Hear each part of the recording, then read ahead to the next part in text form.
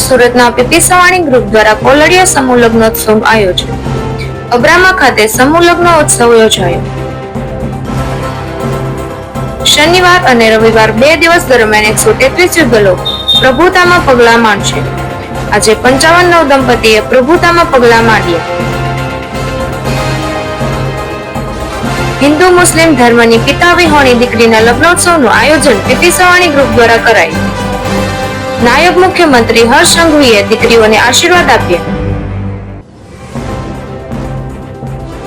પૂર્વ મુખ્યમંત્રી મુકેશ પટેલ, મેયર દક્ષેશ માવાણી, ધારાસભ્ય, સામાજિક અગ્રણીઓ આ આયોજનમાં સહભાગી બન્યા હતા. ખ્યાતનામ સાધુ સંતોએ પણ દીકરીઓને આશીર્વાદ આપ્યા. દીકરીઓએ ખૂબ જ આનંદથી લાગણી વ્યક્ત કરી. પિતા વિહોણી દીકરીઓને ઘર જેવી જ અનુભૂતિ થઈ. આજે પીપી સવાણી ગ્રુપ દ્વારા આયોજિત કોયડી લગ્નોત્સવ 133 પિતાની છત્રછાયા વિહોણી દીકરીઓના લગ્ન સમારંભ પૈકી 23 દીકરીઓના લગ્ન ગારિયાધાર તાલુકાના મેકડા ગામ ખાતે સંપન્ન થયા.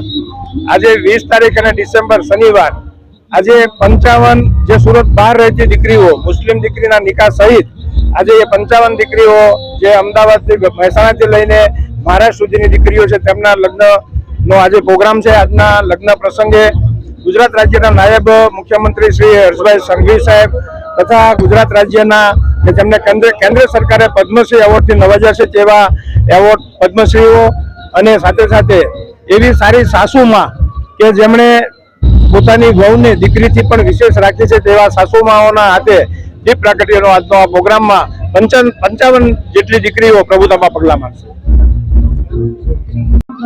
આજે 133 દીદીઓના લગ્ન છે અને આજની સાથે ટોટલ 5539 દીદીઓના લગ્ન કરી ચૂક્યા છે પપ્પા. અને આ ખાલી લગ્ન નથી બટ એક પપ્પા અને એમના ડોટરનું એક બોન્ડિંગ છે જે હજી મારા સમજની બહાર છે કે એટલું ઇમોશનલ કનેક્ટ કેવી રીતે હોઈ શકે. અને આજે બાપુજીને બુકનું લોન્ચ છે આરોહણ.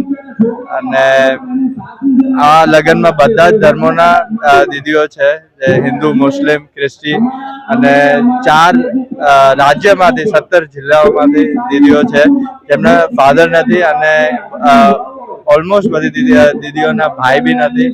તો એમનું ચૌતક અમે ઉમશું એઝ અ ભાઈ.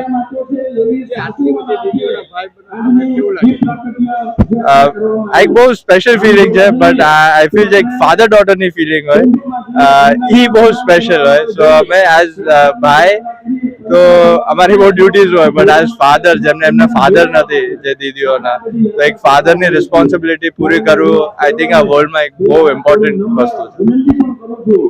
ભાવેશ ઉપાધ્યાય, દ્રષ્ટિકોણ ન્યૂઝ, સુરત.